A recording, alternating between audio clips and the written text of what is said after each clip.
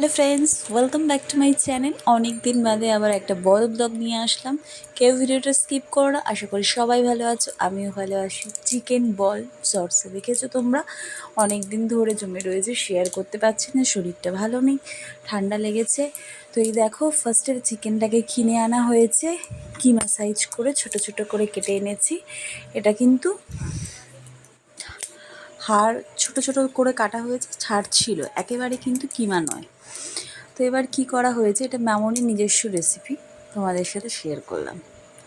এক জায়গা থেকে দেখেছে, দেখে নিজের মতো করে ট্রাই করেছে। তো পেঁয়াজ, ওখানে আছে লঙ্কা, রসুন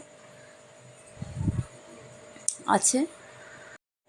তো দেখতেই পেলে লঙ্কা, পেঁয়াজ, রসুন, সাথে চিকেনটাকে যে ভালো করে ধুয়ে ডাস্ট করে নেওয়া হচ্ছে।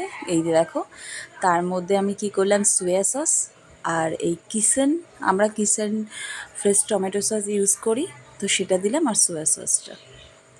ঠিক আছে, সস দেওয়া অবস্থায় আগে একবার দেখালাম, পরেও দেখালাম, যেভাবে আর কি ভিডিওগুলো আমার ফোনে এসছে, তো সেভাবে পরপর তোমাদের সাথে শেয়ার করছি। যদি কোনো ভুলচুক হয়ে থাকে নিজের মনে করে প্লিজ ক্ষমা করে দিও।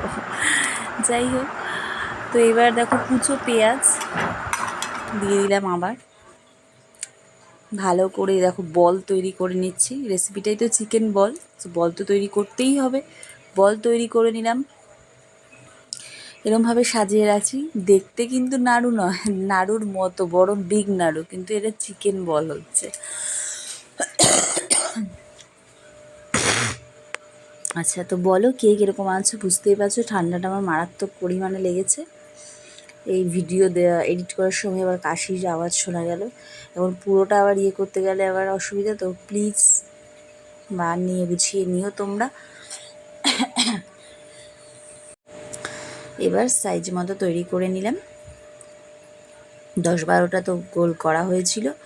তো গোলটা করে এবার তেলটা কড়াইতে, এই কড়াইটা আমাদের স্পেশালি ভাজার জন্য ইউজ করা হয়ে থাকে, তো ভালো করে তেল আসতে আমরা ছেড়ে দিলাম তেলে। তো খেতে কিন্তু অসাধারণ হয়েছিল, অসাধারণ। এই যে দেখো ভাজা হয়ে গেছে। এইবার পেঁয়াজ রসুনের যেরকম আর কি একটা কাই তৈরি করা হয়, ডিমের ঝোলের কাই বলো, আলুটাকে আমরা সেদ্ধ করে নিয়েছি প্রেশারে। তো কাই তৈরি করে পেঁয়াজ রসুন আদা দিয়ে এটা কাই তৈরি করে নিয়েছি।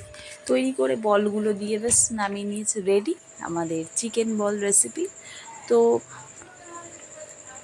ভালো লাগলে অবশ্যই লাইক কমেন্ট শেয়ার করে দিও। আর পারলে নতুন যারা ওয়াচ করছো আমার ভিডিওটা, তারা কিন্তু পাশে থাকা বেল আইকনটা প্রেস করে দিও, নতুন নতুন ভিডিও তোমাদের কাছে পৌঁছে যাবে। টাটা, ভালো থেকো, টাটা।